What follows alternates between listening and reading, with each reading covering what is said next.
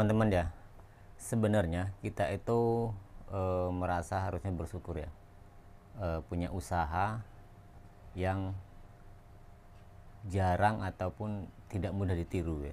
Karena kebanyakan gini teman-teman, di era sekarang setiap usaha yang lagi apa artinya lagi laris-larisnya, lihat orang ramai berjualan, itu mudah sekali orang menirunya dan mereka langsung membuka usaha sebanyak-banyaknya. Bayangin aja ya, contohnya gitu kan, ketika di waktu-waktu ini seperti es teh aja ya, es teh itu luar biasa ya, ada yang sampai franchise seperti itu karena bisa ditiru ya teman-teman.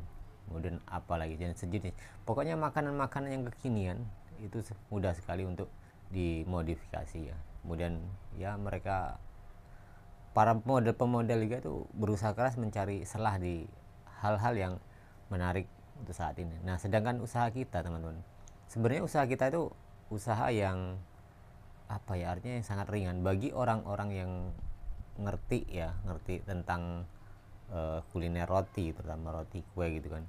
Sebenarnya bahan yang kita gunakan itu bahan yang sepele menurut mereka ya, tapi belum tentu loh orang-orang yang ahli dari bidangnya itu bisa membuatnya itu, karena prakteknya itu ternyata nggak segampang apa yang dilakukan gitu kan. Jadi justru malah kebanyakan orang-orang dari kalangan-kalangan bawah seperti kita itu yang mengerjakannya itu kan. Karena walaupun sistem umpamanya di franchise, di mungkin kerjasama dengan mitra gitu kan, itu sulit dilakukan. Karena saya sendiri merasakan teman-teman, ketika dulu berusaha untuk itu ke arah situ gitu kan, dengan bermitra dengan orang lain gitu kan, kita membuka gerai-gerai gitu kan, kerjasama, dan mengalami kesulitan juga ketika kita produksi dari induk, artinya dari tempat, sesuatu tempat kita kirimkan setelah matang itu kan, itu identik dari usaha kita itu sudah hilang gitu kan. Artinya spesifikasi dan identik usaha yang kita kerjakan itu nggak ada lagi ya, hanya seperti usaha biasa yang tidak akan serame pada induknya gitu kan, ataupun yang usaha yang benar-benar kita pegang langsung kan gitu kan. Nah itu sulitnya teman-teman ya. Kemudian ya coba kita lihatlah di sekeliling kita saat ini gitu kan. Mungkin kalau upamanya roti goreng, cakwe gitu kan, mudah ditiru, mungkin dari setiap jalan-jalan di jalan yang besar gitu lah, mungkin dari beberapa meter banyak sekali orang akan membuka itu kan. Nah untungnya selama saya kenal juga ini roti goreng ataupun ulang baling ya kalau di Jawa itu kan, itu lebih dari 10 tahun ya, masih kita buka dimanapun masih ada celah gitu, artinya masih ada kesempatan walaupun digempur oleh ratusan ribuan bahan kuliner lain, tapi kita masih bertahan, artinya tidak, walaupun mungkin tidak sehebat dulu ya, cuma masih bertahan gitu teman. Ketika kita buka di mana masih diterima juga ya, karena ekonomi saja sekarang itu memang daya beli menurun, dan sehingga pengaruh pada pendapatan kita, apalagi kita masih merintis ya. Ketika kita merintis usaha itu semakin berat. Nah jadi untungnya itu teman-teman, coba kalau kita tidak punya skill ya ke arah situ gitu kan, ya kita tidak merasakan bertahan seperti ini. Walaupun banyak ya dari teman-teman kita ya, yang pedagang-pedagang cakwe ulang balik seperti kita, banyak yang mengalami ngeluh juga gitu kan di saat seperti ini. Tapi dalam arti bukan mereka tidak jalan, tetapi hanya mungkin pas-pasan gitu kan. Karena setiap kita usaha itu tentunya punya target teman-teman ya, kita punya masa depan gitu kan. Yang penting kan kita belajar untuk konsisten. Nah makanya dengan itu teman-teman ya, sekali lagi kita harus bersyukur dan teman-teman yang sudah bisa gitu kan. Karena saya membuat channel YouTube saya ini teman-teman ya, itu kan berdasarkan pengalaman, dan saya juga bukan orang yang mahir dalam bidang kuliner sebenarnya gitu kan, tapi hanya kebetulan dan bisa melakukan itu, dan saya bagi ilmunya dengan pada teman-teman semua. Dan walaupun kalau dibanding dengan orang lain gitu kan, dengan pedagang mungkin kalah jauh ya, tapi kan belum tentu loh orang lain itu yang sudah bagus seperti itu mau berbagi ilmu kan, enggak teman-teman ya. Hanya segelintir orang yang seperti kita yang bisa dan rela untuk membagi ilmu seperti ini gitu kan.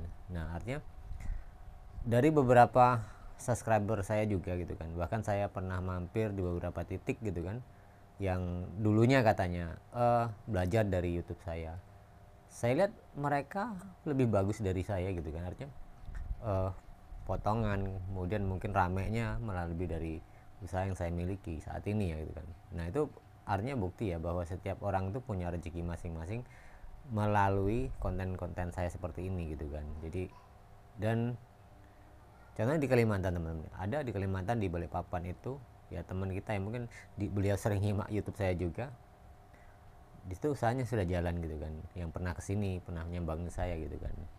Nah seperti di Bandar Lampung kemarin ada yang belajar melalui YouTube kemudian temu saya dan akhirnya bisa jalan. Nah artinya dengan pengalaman ini ya teman-teman, bagi teman-teman semua ya termasuk saya juga, kalau kita sudah bisa mendalami, kita sudah bisa belajar ini, pertahankanlah, percayalah bahwa di tengah gempuran banyaknya pesaing-pesaing kuliner gitu kan, kita tuh masih mampu bertahan gitu kan. Walaupun sekarang tuh kalau kita merintis dari awal mungkin agak tertatih-tatih karena memang kondisi ekonomi ya, tapi bukan produk ataupun yang kita jual itu nggak laku tuh nggak seperti itu, cuma karena memang keadaan global sehingga kita itu memang harus pintar-pintar aja teman-teman. Nah makanya gini teman-teman,